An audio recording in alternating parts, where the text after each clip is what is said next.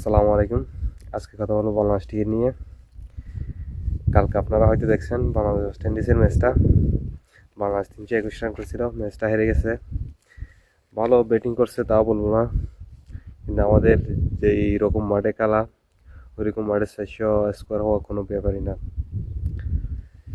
Australia, England, India, south Africa, New Zealand এরকম দল হলে কালকে স্কোরটা দাঁড়াইতো 400-র উপরে।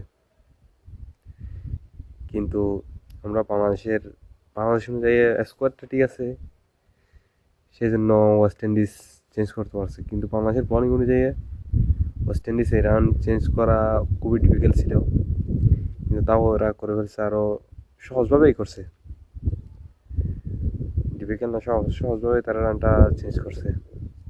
যাক, তারা ভালো খেলছে তাই তারা চেঞ্জ করছে, এটা কোনো ব্যাপার না। কথা হচ্ছে আমাদের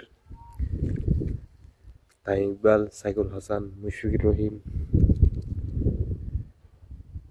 এরা থাকলে হয়তো ওয়েস্ট ইন্ডিজ সিরিজটা আমাদের কালকে হইতো, আমি নিশ্চিত। কারণ দেখেন, ওয়েস্ট ইন্ডিজ বিগত লাস্টে যতগুলি ম্যাচ খেলেছে ততগুলিতেই আমাদের জয় আছে ওয়েস্ট ইন্ডিজের সাথে। আমরা প্রায় 11 ম্যাচ পরে হারলাম মনে হয় ওয়েস্ট ইন্ডিজের থেকে। দেখেন, আমাদের ওপেনিংয়ে সমস্যা, সে জায়গায় ওপেনিংয়ে দেখেন কালকে শুভম হয়তো ভালো খেলছে। টাইম থাকলে এরকম হয় না কোনো, ওই প্রত্যেক সিরিজে এরকম যাইতেছে, এরকম কোনোদিনও যায় না। টাইম যখন ছিল তখন লিটন দাস, সৌম্য সরকার তারা ভালো খেলছিল। এরকম খারাপ খেলছে তাও না, তারা তখন মোটামুটি ভালো খেলছিল তানভীর সাথে।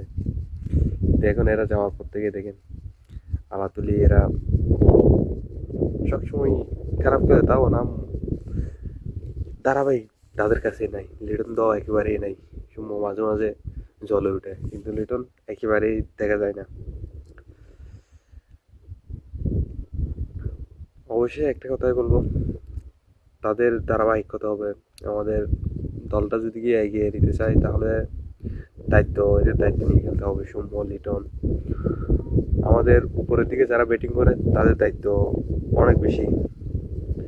তারা যদি দায়িত্ব নিয়ে কালকে খেলতো তাহলে মাহমুদুল্লাহ লাস্টে গিয়ে আর একটু, এরা শুরুতেই অনেক স্লো খেলছিল। জাকির হাসান আর জাকির আলী আর মাহমুদুল্লাহ অনেক স্লো খেলেছিল।